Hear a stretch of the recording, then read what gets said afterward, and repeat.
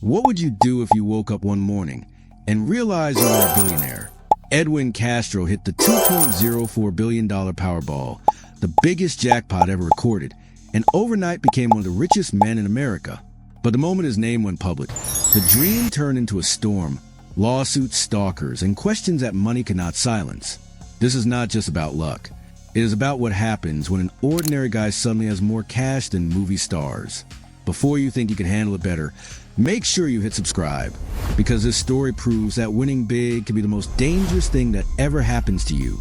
Edwin Castro's story starts quietly, the way most legends do.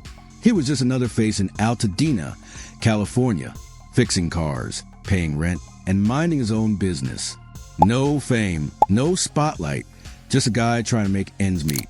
That all changed with one random Powerball ticket bought at Joe's Service Center, a small corner store that looked like any other.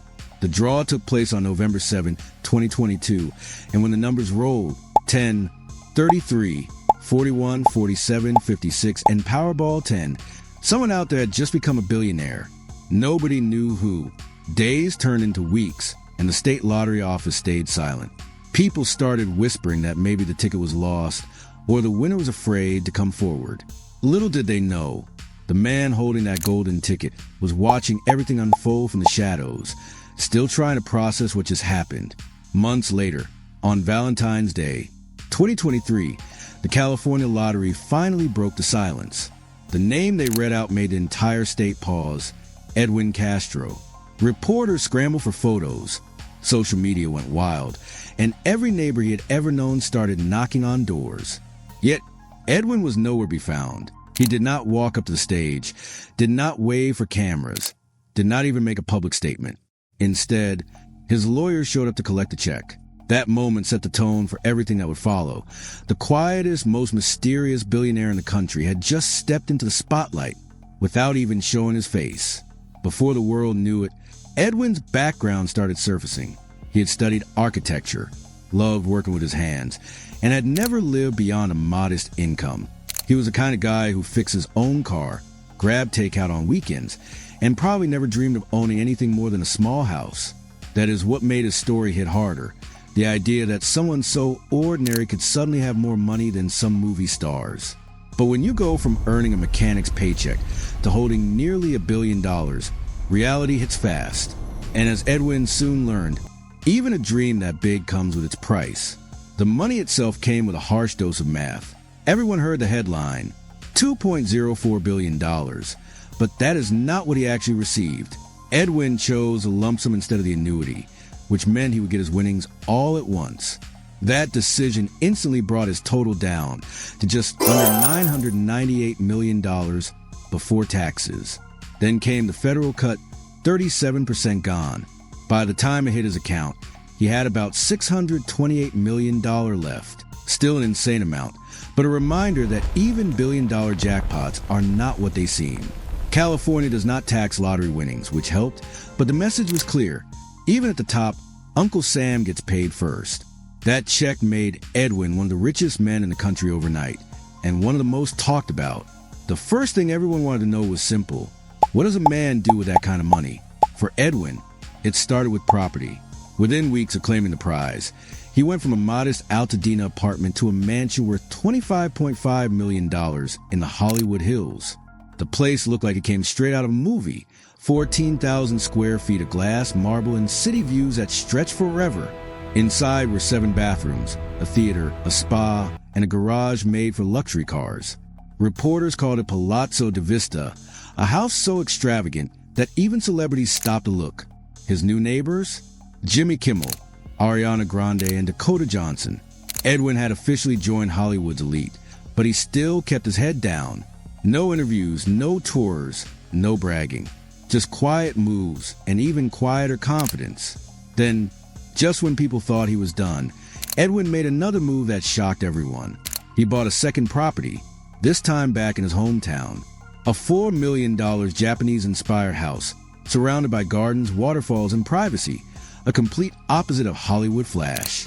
Locals said it was for his parents, a gesture that showed who he really was under all the headlines. He wanted his family close and comfortable, even while living in a mansion surrounded by stars. But this was only the beginning of his spending spree.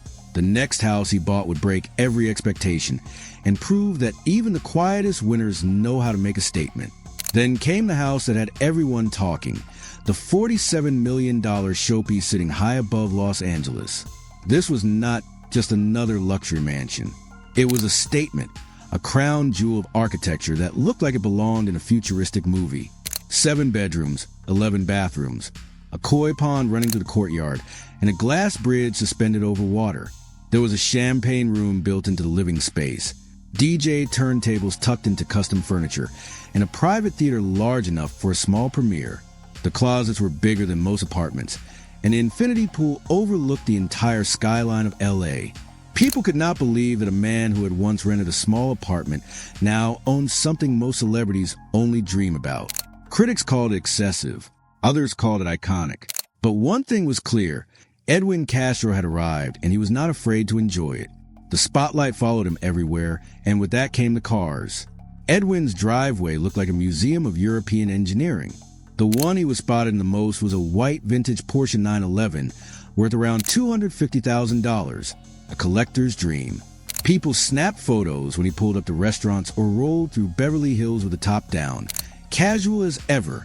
He was also seen checking out a $1.6 million Mercedes-Benz Gullwing at a car show in Los Angeles, surrounded by bodyguards and flashing cameras.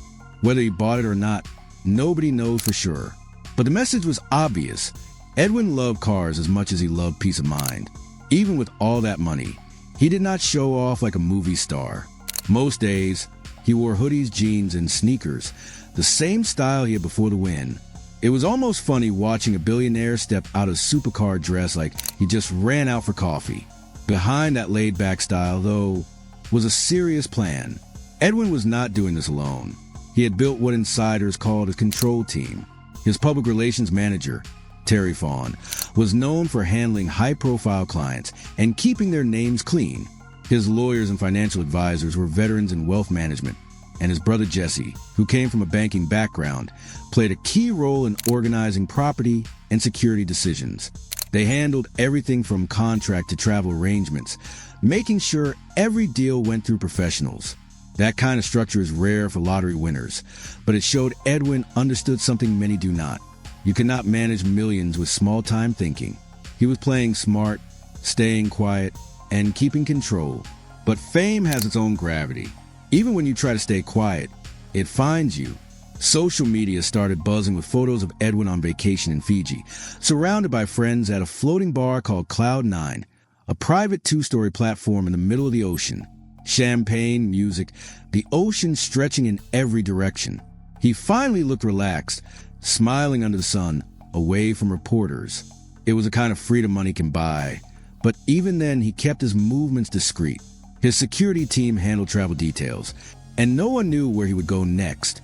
For a man with hundreds of millions in the bank, anonymity became his luxury. Then, out of nowhere, came a storm no one expected. A man named Jose Rivera filed a lawsuit claiming that Edwin Castro's winning ticket was stolen. He said he was the real winner, that he bought the ticket, lost it, and someone else took it before passing it along to Edwin. He even named a man called Reggie as the alleged thief. The story sounded like a movie plot, betrayal, theft, and the biggest jackpot in history hanging in the balance. The lawsuit made headlines instantly. Reporters camped outside Edwin's mansion. Fans speculated online, and strangers debated whether the quiet mechanic had somehow ended up in the middle of a billion-dollar scandal. For the first time since his win, Edwin's silence looked less like privacy and more like strategy. As the lawsuit exploded in the media, Edwin Castro stayed completely silent. Not one interview, not one statement, just his lawyers handling every detail.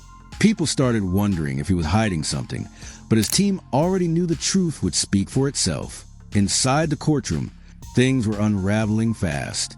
Rivera claimed the ticket was stolen, but he had no proof, no receipts, no video, nothing but his story.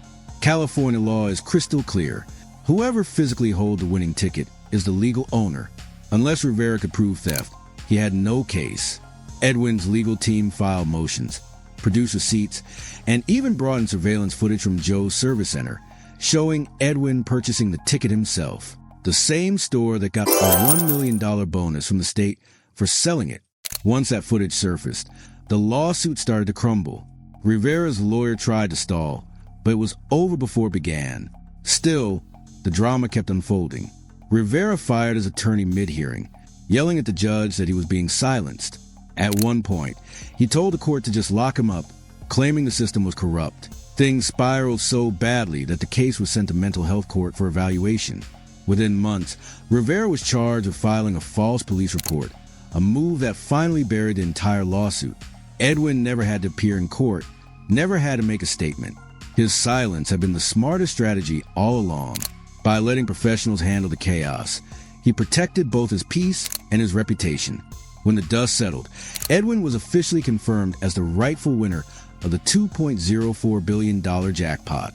But the ordeal left its mark. Financial experts began weighing in, warning that even legitimate winners can lose everything if they let fame or fear take over. Edwin seemed to take that advice seriously. Instead of chasing the next flashy thing, he started focusing on stability, investing quietly, expanding his real estate portfolio, and tightening his circle. Unlike most winners who fade into chaos, Edwin was learning how to live rich and stay sane. Of course, the critics did not stop. Blogs called his homes bad investments, claiming luxury real estate was a money sink. Analysts said the same about his car collection. Commentators warned that even the biggest winners are only one bad decision away from bankruptcy. But while everyone else talked, Edwin did not bother to respond. He was still buying property, still traveling, still living on his own terms. The lottery curse that ruined so many others did not seem to touch him.